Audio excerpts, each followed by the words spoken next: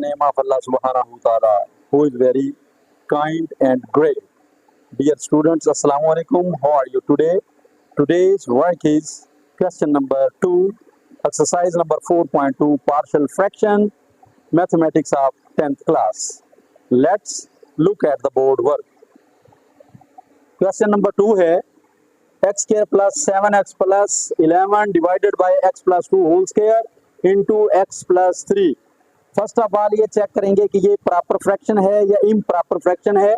इसमें चेक करते हैं डिग्री को x raise to power 2 numerator में और डिनोमिनेटर के अंदर x square multiply x raise to power 1. Numerator के अंदर x स्क्वायर है और डिनोमिनेटर में x रेज टू पावर 3 है. तो इसका ये मतलब हुआ कि ये प्रॉपर फ्रैक्शन है. जब प्रॉपर फ्रैक्शन होगी तो आगे इसका सॉल्यूशन स्टार्ट करेंगे. Solution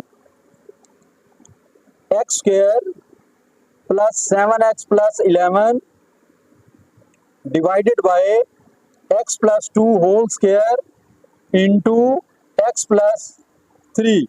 let x square plus 7x plus 11 divided by x plus 2 whole square into x plus 3 is equal to x plus 2 whole square. इसको आप लिखेंगे a by x plus 2 plus b by x plus 2 whole square plus c by x plus 3. जब ये square आएगा इसे आप one time without square और one time with square लिखेंगे. अब इसके बाद यहां पर इसका एलसीएम लेते हैं. इसका LCM x plus 2 into x plus 2, ये x प्लस 2 आ रहा है.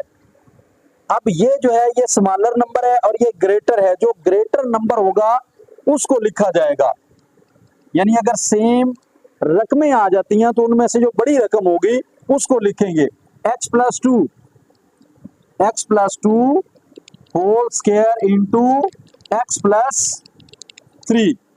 यहाँ पर नोमिनेटर से a into x plus two one time cancel और वन टाइम जो है वो रिमाइंडर है हमारे पास x plus 2 into x plus 3 plus b into x plus 2 whole square से cancel out x plus 3 plus c into x plus 3 से cancel out x plus 2 whole square. ये हमारी इक्वेशन नंबर 1. अब ये जो एलसीएम लिया हुआ है इसे इससे कैंसल आउट कर दें. कैंसल आउट करने के बाद ये आ गया x square plus 7x plus 11 is equal to a into x plus 2 into x plus 3 plus b into x plus 3 plus c into x plus 2 whole square. ये लिखेंगे आप. अब लिखने के बाद यहां पर x प्लस 2 एक्स प्लस 3 आप x की वैल्यू को फाइंड कर लेंगे कि x किसके इक्वल है.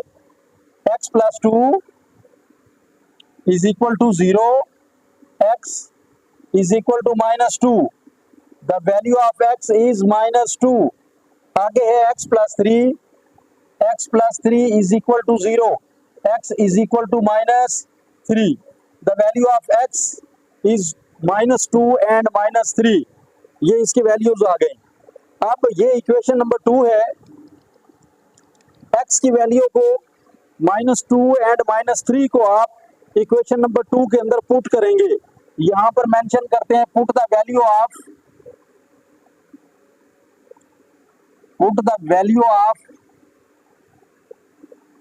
x in equation number 2. 2 में पुट करेंगे, जहां पर x आएगा x वाली जगह पर आपने क्या लिखना है, -2, x square -2 square plus 7x plus 7 into -2 plus 11 is equal to a into x, x की जगह पे -2, आगे +2 close into x plus 3 -2 plus 3, इसके बाद आगे प्लस b, ये आ गया जी प्लस b, यहां पर इंटू एक्स प्लस 3 -2 प्लस 3, आगे plus c into -2 plus 2 whole square. अब इसे सॉल्व करते हैं, 2 2 4 plus minus minus 7 2 14 plus 11 is equal to a into +2 -2 0 into 3 -2 is equal to 1 plus b into 3 -2 1 plus c into 2 -2 0 whole square.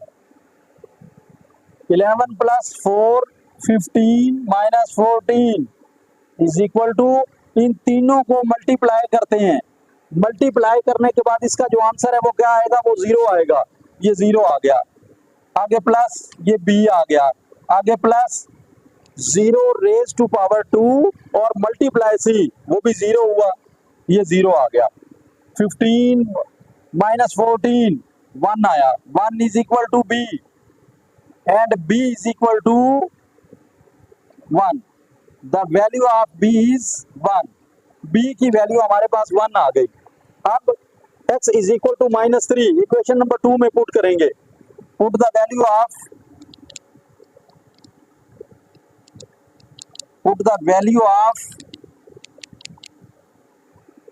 x in equation number 2, equation number 2 के अंदर x की value को put करेंगे हम, -3 whole square plus 7 into -3 plus 11 is equal to a into -3 plus 2 -3 plus 2 into -3 plus 3 close, इसके बाद आगे है b plus b into -3 plus 3 close plus c into -3 plus 2 -3 plus 2 whole square. अब 3 3 9, ये 9 आ गया, plus minus minus 7 3 21 plus 11 is equal to a into 3 -2 -1 close into 3 -3 0, ये 0 आ गया, आगे plus b into 3 -3 0 plus c into, ये आ गया हमारे पास -1 होल स्क्वायर। अब 11 प्लस 9 20 -21 इज इक्वल टू, इन तीनों को मल्टीप्लाई करेंगे 0 आएगा, आगे b को 0 से मल्टीप्लाई करेंगे 0 आएगा, इसके बाद -1 raise to power 2 -1 whole square. जब पावर इवन नंबर होगी तो माइनस का साइन चेंज इनटू पॉजिटिव, ये नेगेटिव चेंज इनटू पॉजिटिव हो जाएगा, ये +1 आ जाएगा, तो उसे c से मल्टीप्लाई करेंगे, मल्टीप्लाई करने के बाद c आएगा प्लस c 21 -20, ये -1 आ गया, -1 इज इक्वल टू यहाँ पर c है। तो इसका क्या मतलब हुआ कि c की वैल्यू जो है वो c is equal to -1, c is equal to -1। b और c की वैल्यू आ गई हमारे पास। b किसके इक्वल है? b is equal to 1 and c is equal to -1। ये b की वैल्यू 1 है और c की वैल्यू जो है वो -1 है।